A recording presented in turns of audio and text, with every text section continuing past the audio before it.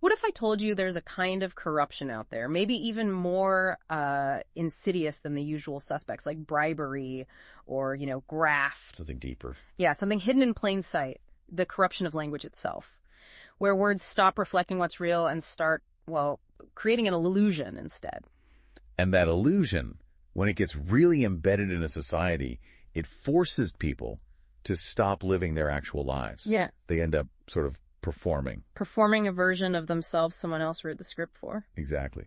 And this source we're looking at today argues it's reached a critical point in some places, particularly post-Soviet nations like Uzbekistan. That's precisely what we're diving into today. We're drawing on the linguistic corruption of humanity, post-Soviet shame and performance, by an expert in something called Odam Tili theory.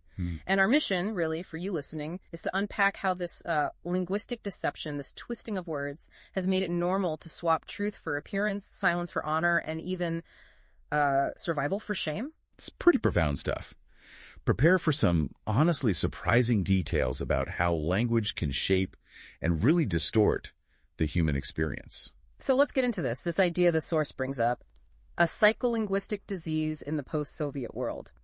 Can you break that down for us? What does that mean, and how does shame fit in as a weapon? Sure. So basically, this disease concept describes how language and the mind are manipulated together to create specific psychological states, like shame, almost like infecting society with it. Okay. And the really shocking part is this idea that just telling the truth, especially about your own suffering, your own pain, that's seen as a disgrace, a deep shame. Wow. So how does that actually play out? Can you give us a concrete example? Yeah, the source gives a really stark one from Uzbekistan, just saying the words, "I'm hungry." Which seems like a basic human statement. Right. But there, it's apparently framed not just as weakness, but almost like you're betraying the nation, the national image. Betraying the image. And that's not just like a social awkwardness. It has real consequences.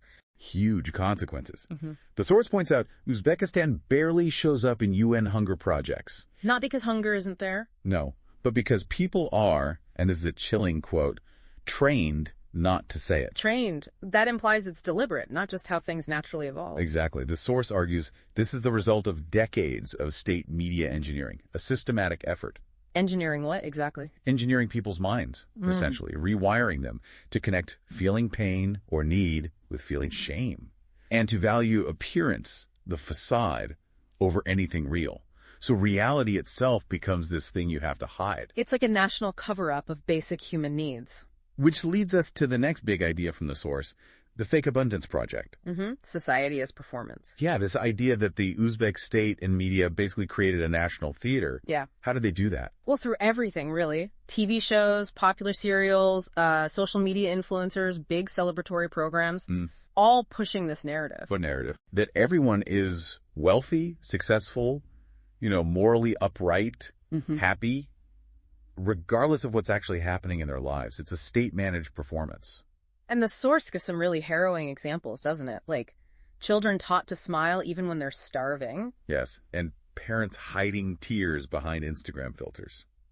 It paints a picture where being successful isn't about what you achieve, but how well you look like you're achieving. Like life is just one long audition. You got it. The source sums up the hidden motto. Don't be real, be approved.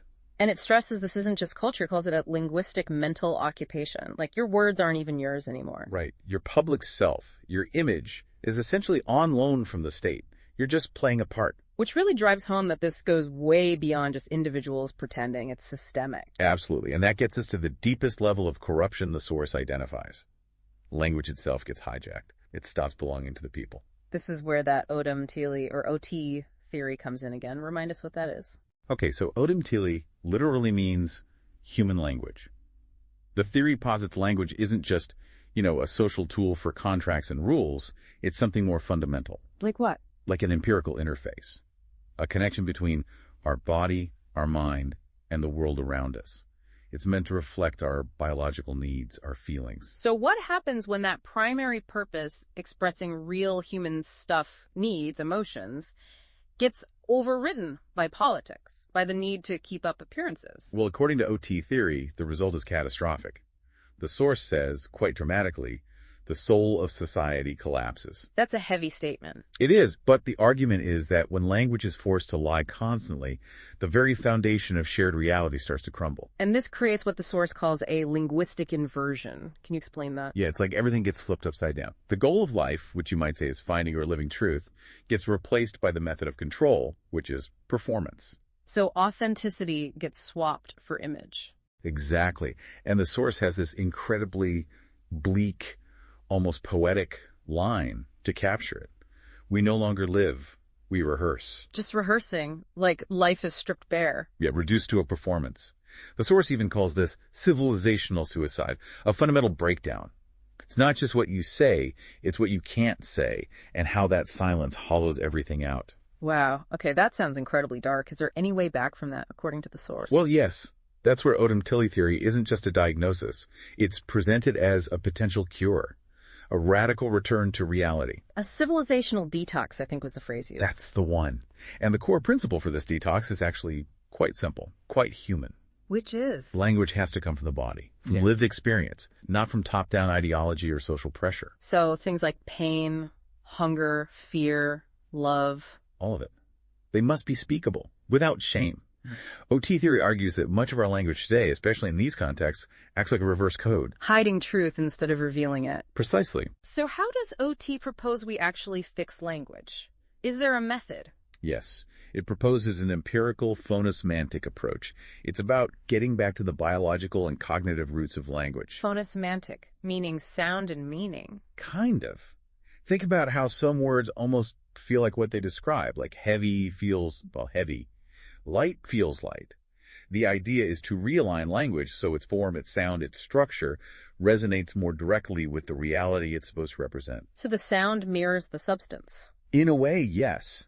Meaning should arise from real contact with the world, not from conforming to a manufactured image, closing that gap between the word and the thing itself. Okay, that makes sense as a goal. Now, circling back to the cost of not doing this, what happens when a whole society is taught shame for just being human? Well, the source argues it creates a population that's fundamentally weakened. People who can't revolt, because they can't even articulate shared grievances without shame. They can't confess authentically. They can't truly unite. And the psychological impact on individuals? Massive. Emotionally fragmented, it says. Psychologically dependent. And, of course, much easier to manipulate politically. And the source is clear. This isn't accidental. Not at all. It's called a deliberate systemic architecture, explicitly linked back to the Soviet model. There's that line that really struck me. A starving man who cannot say he is hungry is not just poor, he is enslaved. It puts it starkly, doesn't it? It shows how language itself becomes the chain. So the mission of Odam Tili isn't just academic analysis. No, it's presented as liberation. Liberating language to allow people to speak from their actual condition, their reality, to reclaim their humanity, their identity, maybe even their future. And just to be clear, as we discuss this, we're exploring the source's powerful arguments to understand them, not necessarily endorsing every single point, but seeing the implications. Right. And the core messages Odam Tili wants to instill seem fundamental, things we might take for granted elsewhere. Absolutely. Things like, feeling is not shame. Reality isn't weakness. Expressing yourself isn't betrayal. Silence isn't dignity. And crucially, truth is not treason. Exactly. The ultimate aim is getting language back to its original job description, you could say. Which is? To describe life, real life, not just to decorate illusions. It's such a powerful thought, isn't it? That language isn't just words. It's our connection to reality, to being human. Absolutely fundamental. And it really makes you wonder what silent truths might be operating maybe closer to home in your own life or in our communities. What would it actually mean for you if language became a truly pure mirror, reflecting who you really are without any shame, without any performance?